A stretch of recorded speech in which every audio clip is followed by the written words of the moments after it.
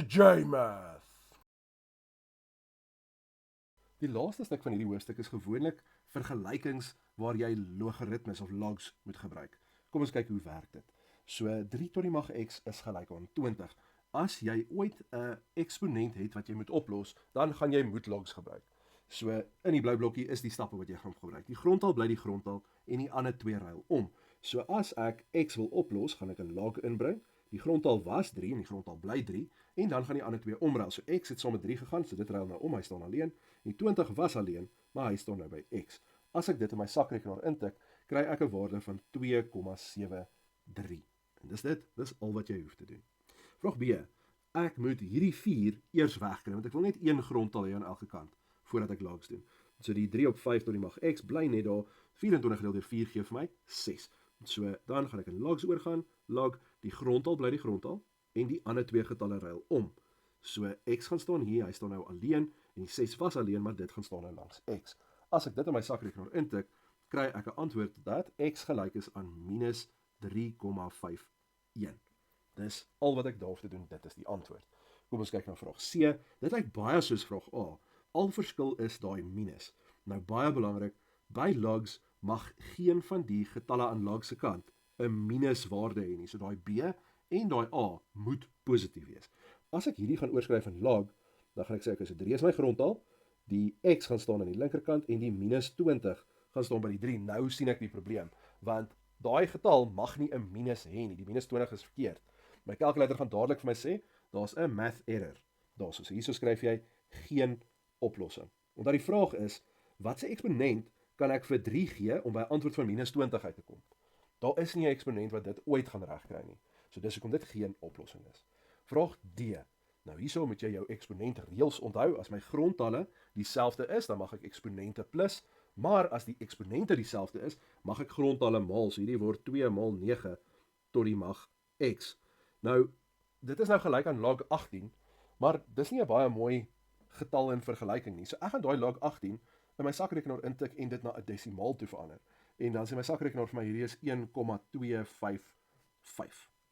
Nou kan ek dit gaan oorskryf in log formaat en die antwoord kry. So ek gaan 'n log sit, my grondtal is 18, die 1.255 gaan daar en x gaan alleen. Sakrekenaar sê vir my die antwoord is dan 0,08. Daar's hy. So dit was as ek eksponensiële vergelykings het en ek moet logs gebruik om by die antwoord uit te kom. Mens kan dan ook die teenoorgestelde kry waar hulle vir jou die log gee en jy gaan dit met oorskryf in eksponentvorm om die antwoord te kry. So in hierdie geval wil ek die log weg hê. So ek kan die log wegvat, dan bly die grondtal en die ander twee getalle ruil om. So x was langs die 5, ek gaan hom dan skuif en x gaan staan op sy eie. Dan die 2 gaan staan by die 5. So die grondtal by die grondtal en die ander twee ruil om. Dan kan ek net sê x is 25. Hier aan die regterkant.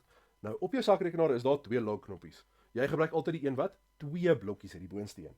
Maar soms gee hulle vir jou somme waar daar nie 'n grondtal is nie. Jy moet dan weet, daai invisible grondtal is altyd 'n 10. Net soos wat by 'n vierkantswortel is daar altyd 'n 2 wat links vir hom staan. Ons sien dit nie, maar hy's daar. Selfs met hierdie, as ek nie die grondtal sien by 'n log nie, is die grondtal 10. So as ek hierdie som wil oplos, gaan ek dan sê my grondtal is 10. So log gaan weg, die grondtal bly die grondtal en die ander twee getalle ruil om. Die 5 was op sy eie, hy gaan staan by die grondtal en x plus 3 gaan staan op sy eie. Nou, daai is dan 100.000. So 1 met 5 nulle en ek skryf dan net die 3 oor. So finale antwoord hierso is dan 99997. Vraag G. So ek gaan weer presies dieselfde doen. Ek gaan log wegvat. Daai is 'n x tot die mag 3 moet gelyk is aan 7. So nou kan ek net resiprook doen om x alleen te kry en onthou dit beteken net ek maal die eksponent met enige getal wat gaan verseker dat dit 'n 1 is. Maar wat ek aan die linkerkant doen, moet ek aan die regterkant doen en andersom. So ek gaan hom dan ook 'n eksponent gee van minus 1 op 3. My sakrekenaar sê dan vir my die antwoord gaan dan wees 0,52. Ons sê so sommige van hierdie eksponentsomme gaan jy in jou kop kan doen soos 5 kwadraat, maar ek kan jou beloof ek het nie geweet wat 7 tot die mag minus 1/3 is nie. So gebruik net die sakrekenaar. Vraag H, so daai 5 pla my so bietjie. So ek gaan eers die 5 gaan oorskryf. So log x4 is dan gelyk aan 23 op 5. Nou kan ek dit uitlog uit in 'n eksponentvorm gaan skryf en sê x tot die mag 23 op 5 moet gelyk wees aan 4.